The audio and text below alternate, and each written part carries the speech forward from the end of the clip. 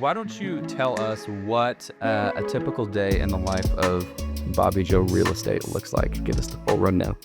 I would say the fun thing about a world in Bobbie Jo's world, or being in my world, would be that every day is completely different. But typically, I get out of bed at 6 a.m. and I try to go down and do my exercise bike, at least 30 minutes.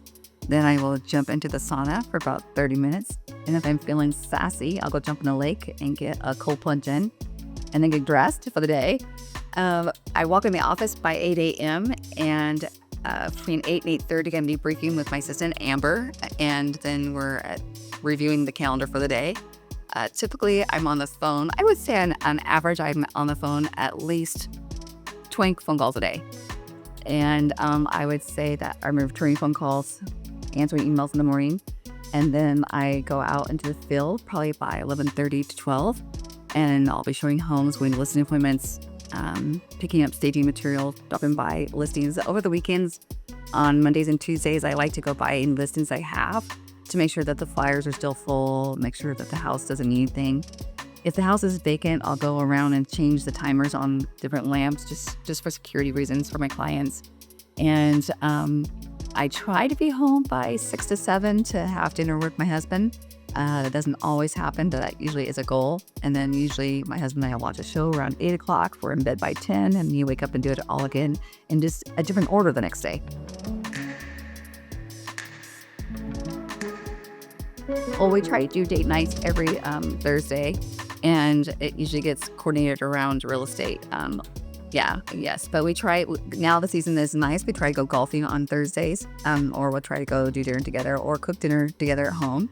But we try to have Thursday nights be date nights. My husband would probably say it's challenging being married to a real estate agent, because sometimes at last minute I'll say, hey, can we change it to Thursday or Sunday? Yeah. Once in a while we try to go to a movie, or we'll go try to see a new brewery. I don't know. We try to do fun things. This time of year is actually better for us because we try to go for pontoon cruises, or we'll go on motorcycle rides to somewhere and have dinner. So it's a little funner in the wintertime.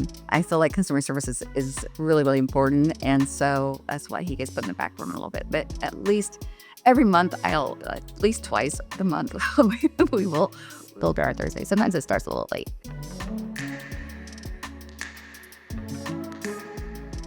Trying, I think, just family life in general, in the aspect, like, making sure that I'm present in my family's life, bring on some team members to help facilitate some of the back end stuff, and or maybe take on some listings or some showings. Like, I think it's great too having different personalities in our office, because then I'm not always the best match for someone, but maybe someone on the team is the best match for them. But I do know that our systems and the way that we handle our clients is the best for everybody, and everyone on the team acts in the same manner. So I feel that, yes, bringing awesome people and delegating some stuff is definitely going to be helping our date nights.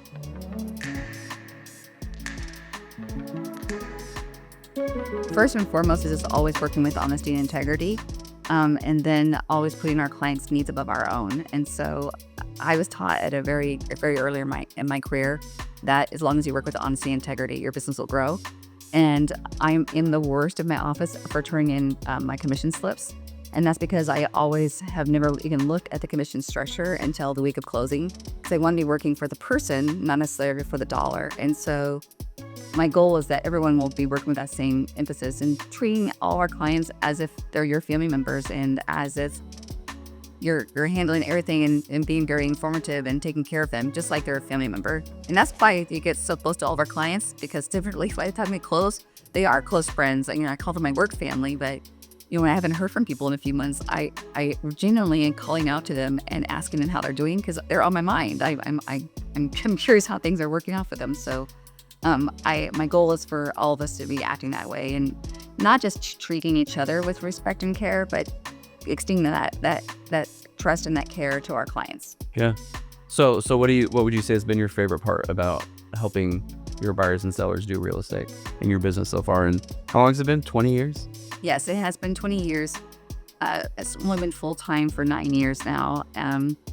And when I very first started in real estate, it was more out of necessity, because we had some pretty horrific realtors working for us when we were trying to flip properties.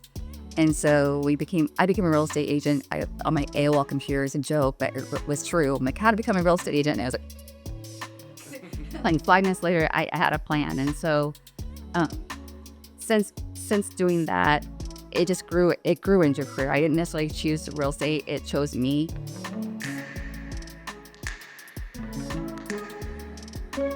As of lately, like helping my friends' children or past clients' children find homes and guiding to the path and having people who trust you and just refer you to their kids right away, I think that's a pretty phenomenal testament of you doing a good job as someone referring their kids to you. Mm-hmm. And then last year, helping my son find his first home was, I would say, a career high. It was really easy just because I already had his trust. So it was a smooth process, but it gave him butterflies. I was excited for him. I feel like just being, I don't know if I have the right word, but just being an empathetic person in general and being able to navigate around the emotions of real estate. And, when things get rough, I just don't run. There have been several instances. I can remember one time I had a listing, and these people are going to be moving across country. They had lived in their house for over 20-some years, and we had the photo shoot. Before we went for the photo shoot, we had talked about things that we should do to the house to get it ready to sell. And the wife had brought up painting this wall in the basement. She didn't particularly like this color of the wall, but they had been packing all these boxes, and all the boxes were in that particular room. And I remember her asking me at that appointment, do we need to paint that wall? And I'm like, I don't necessarily think having that yellow wall in that one room is going to be a big deal. And so I wasn't anticipating them to be painting the wall when I got there. There was other things I felt that would make a bigger impact on selling their home. But when we got there for the photo shoot, I'm there with the photographer. We just walk in, and you could tell there was a little bit of an argument going on. And the husband said that, sorry, we're downstairs and she's painting the wall right now. And then he's basically was telling her that she needs to stop painting the wall because I was there to do the photo shoot. And you could just feel the tension in the room. You could just cut it with a knife. And it wasn't, I tried to explain to the husband, and, we can come back to the photo shoot. But he's pretty determined we're going to do the photo shoot that day. Well, then we start setting up, and then they're on the porch and they're having more discussions. And then the husband storms off and leaves, and the wife's on the back porch crying. And my photographer, her eyes are like this big. So I'm like, why don't we reschedule? So she packs up to leave, and I go out on the patio, and I'm just trying to listen to the wife, and she's really upset because it was important to her to paint the wall, and to her husband it was not as important, and she doesn't know what she's going to do. And if it's like this, she doesn't want to stay married to this guy. And mind you, they've been married for over 30 years, but she's just pouring her heart out. I just stopped when I was doing this, gave her the longest, nicest hug, and then you could feel her body relaxing for a little bit, and it was just taking the time to see where she was at, like human to human, right? And so I told her that obviously painting the wall is really important to you and is part of your closure of saying goodbye to your home. So let's just extend it a week. It's not going to change anything that much. And then when I went back in a week, the wall was painted. Everyone felt normal. And I think, in that perspective, the husband's drive was, financial. Like, he's wanting to get things done, and he's thinking about just the dollar. And for her, it was emotional because they had built so many memories in that home, and it was their place. And to her, it was very important to paint that wall. And so I think as an adult woman now, you can walk into situations and I can slow down, and I could meet the people where they're at, and and try to give them what they need, right? Opposed to just trying to push it through, or myself get really nervous and just want to leave, right? So wouldn't really solve anything. She probably would have felt embarrassed then, right? And the husband would have just been frustrated with her even more. So I think by sticking around and giving her a hug and listening to her, and then just reevaluating and readjusting, I think was the right fit at that moment. So I think evolving in my career, you're saying like I've been doing this for 20 years. Well, the girl who started 20 years ago probably would have gotten in her car and left really quick. I'm like, okay, it's not a good time, I'll leave. But I think just as maturing in life, and I think, sometimes there will be situations where it would be good to stick around in that situation and listen to someone.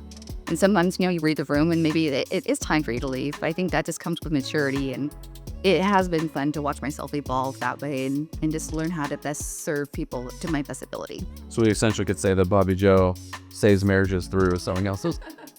Well, I certainly hope that she wasn't being serious. I think that she was just venting, but she was at that point, I really feel like she was just not being heard, right? Like to her, it was important to paint the wall, and her husband was just trying to push her to get to the finish line. Bobbie Jo said it was important, so put an X through it. And so she was just heard. I think that's all that she really needed at the moment. And she got to paint her wall. And from that experience, though, it's funny for myself because I kind of changed my listing presentation. Because if people now ask me, do we really need to do this? I'll ask them now, do you need to do that because it's part of your process of saying goodbye to your home?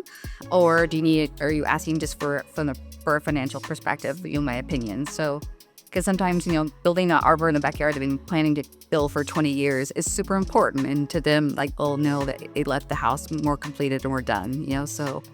It helped critique me and change my perspective of what I ask them when we're in the situation of when we're talking about what needs to be done.